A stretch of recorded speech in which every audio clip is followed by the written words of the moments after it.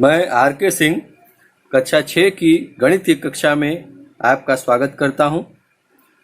आइए सांख्यिकी का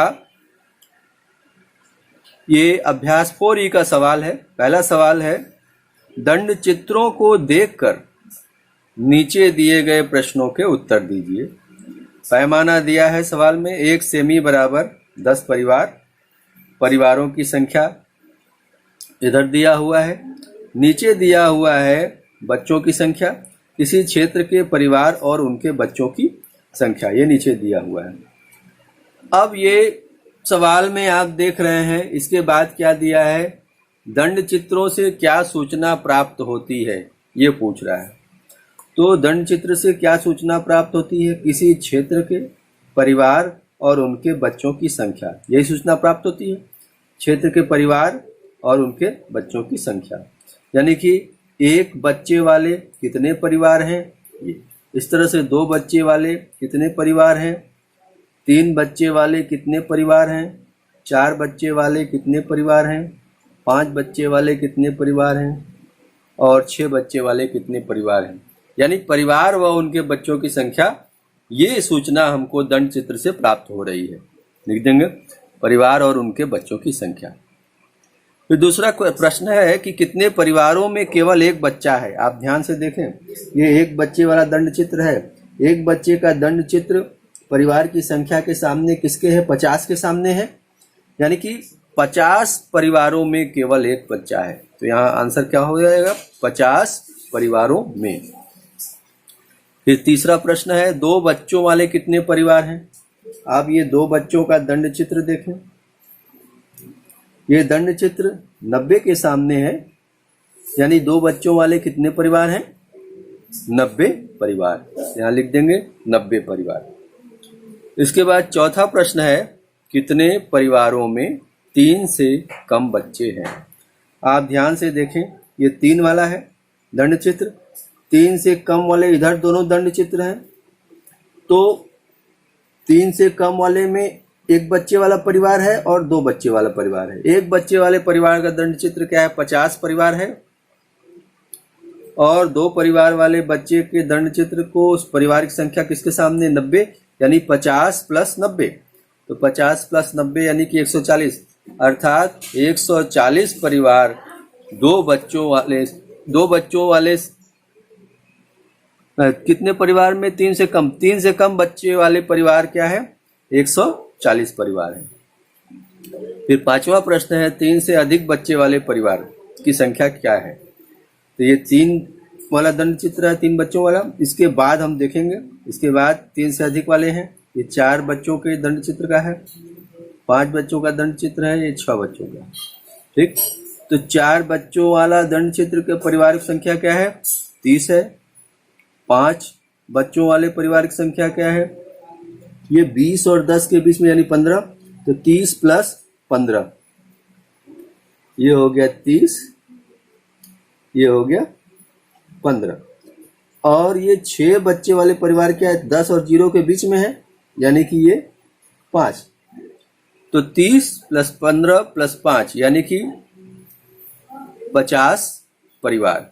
50 परिवार 3 से अधिक बच्चे वाले परिवार की संख्या 50 है।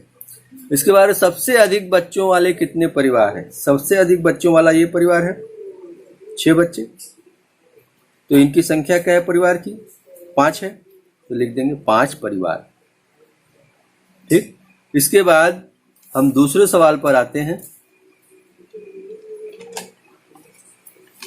दूसरा सवाल आप बहुत ध्यान से देखें, कह रहा है वर्ष 2002 से 2006 के बीच एक फैक्ट्री द्वारा निर्मित स्कूटियों की संख्या निम्नलिखित सारणी द्वारा दर्शाई गई है। ये पहला जो है में 2 वर्ष है, 2002, 2003, 2004, 2005, 2006।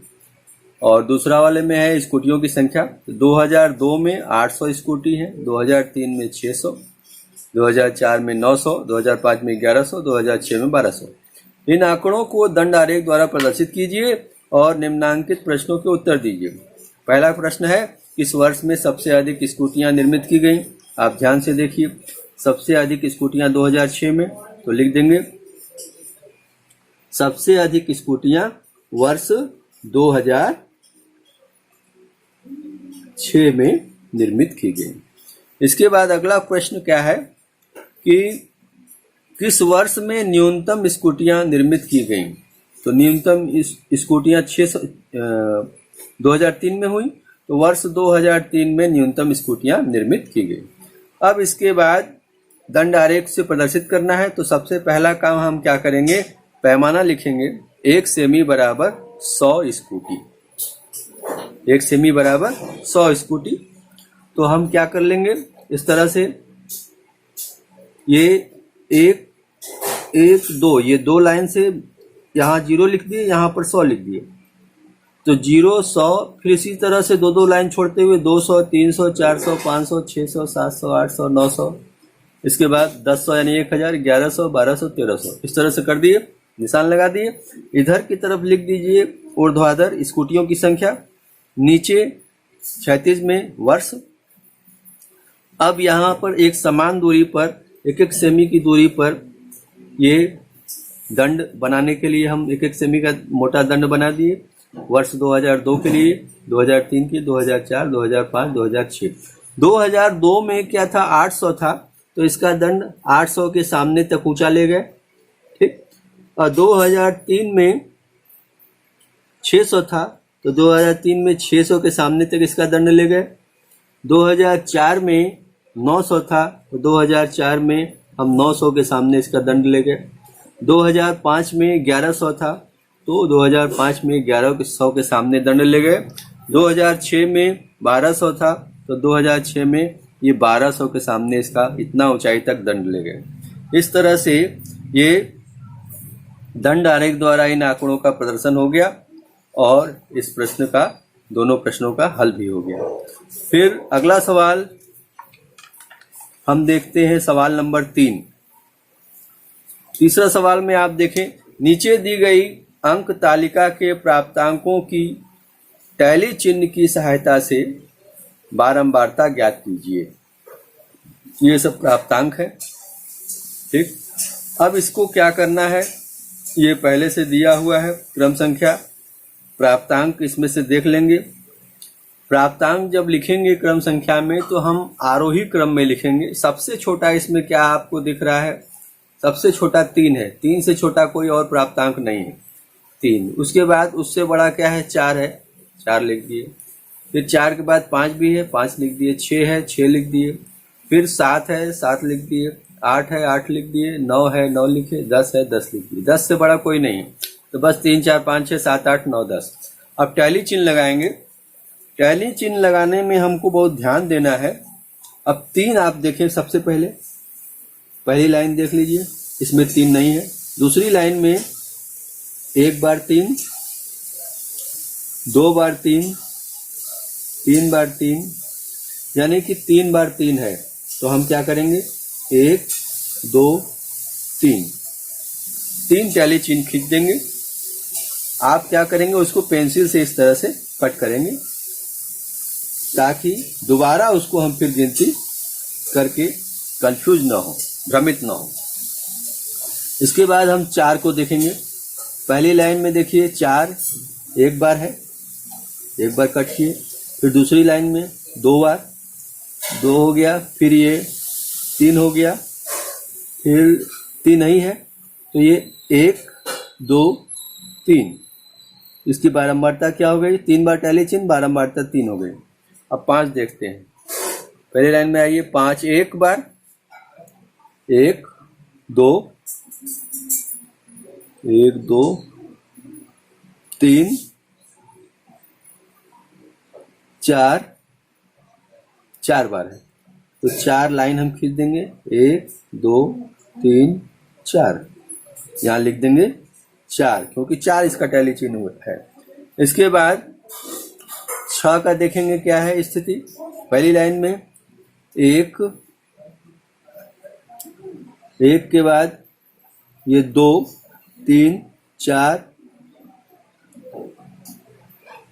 5 6 बार है। तो हम इसके लिए 6 के लिए खींचेंगे 1 2 3 4 और ऐसे खींच देंगे तो ये 4 1 हो गया 5 और 6 है तो एक लाइन और खींच देंगे। तो यहाँ लिख देंगे 6। 6 का बारंबारता क्या हो गया 6, क्योंकि उसके लिए टैली चिन्ह 6 हो गया है। अब 7 का देखेंगे, 1 बार 7, 2 बार, 3 बार, 4 बार, 5 बार, 1 2 3 4, ये 5 बार हो गया 7। इस तरह से अब यहाँ बारंबारता उसका लिख देंगे 5। अब 8 का देखेंगे,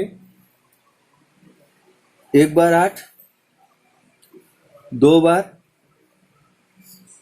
3 बार, 4 बार, 5 बार, 1 2 3 4 और ऐसे खींच दिए 5 हो गया, यहाँ लिख देंगे 5। अब 9 का देखेंगे, 1 बार, 2 बार,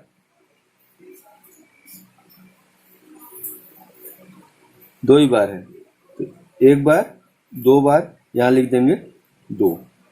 10 का देखेंगे, 1 बार 10, 2 बार 10, बस 2 बार 10 है, 1 2 2 लिख दिए। अब ये सारे अंक कट गए, यानी पूरा हमने टैली चिन्ह लगा दिया है सबका, बारंबारता कंप्लीट हो गई। अब गिनती करके चेक कर ले ये सही है कि नहीं। 3 3 6, 6 4 10, 10 से 16, 16 5 21, 21 5 26, 26 2 28, 28 2 30। इसको गिन लेंगे, 1 2 3 4 5 6 7 8 9 10 11 12 13 14 15 16 17 18 19 20 21 22 23 24 25 26 27 28 29 30। ये सवाल पूर्ण हो गया। अब आज चौथा सवाल पर आते हैं। चौथे सवाल में कह रहा है कि अजय के विभिन्न विषयों के प्राप्तांकों का प्रतिशत निम्नवत है। हिंदी में 35, अंग्रेजी में 35, गणित में 60, विज्ञान में 40, सामाजिक विज्ञान में 70। उपर्युक्त आंकड़ों को दंड चित्र द्वारा निरूपित कीजिए या प्रदर्शित कीजिए। तो पहला काम क्या करेंगे, पैमाना ले लेंगे।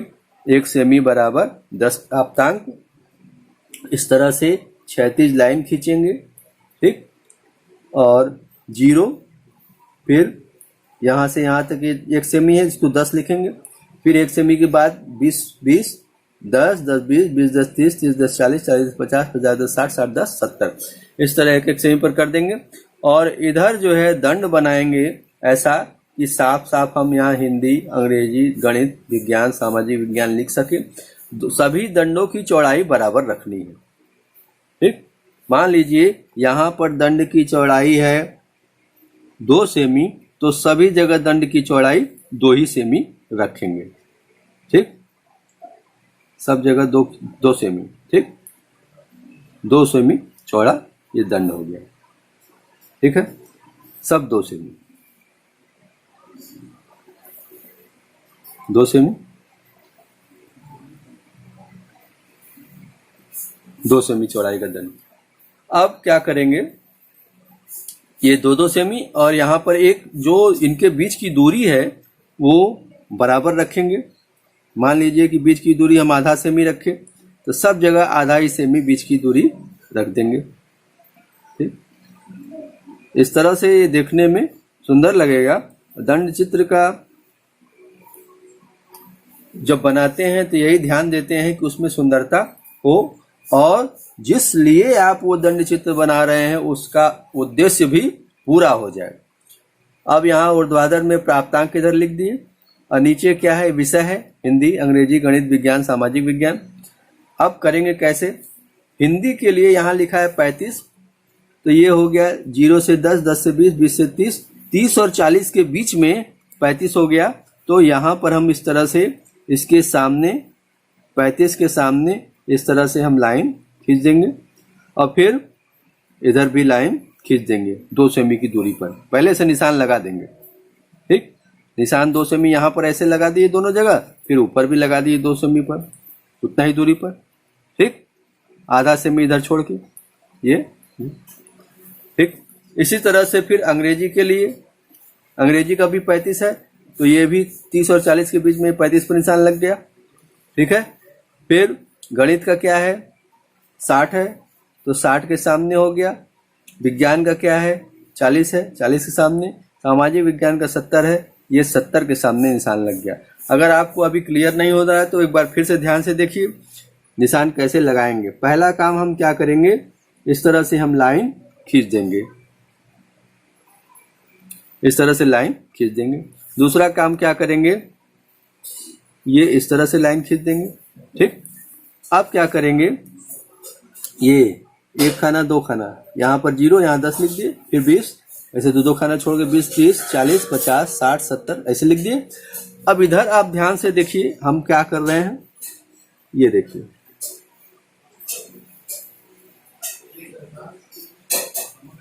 ये यहां से यहां तक मान लीजिए आधा सेमी है, 0.5।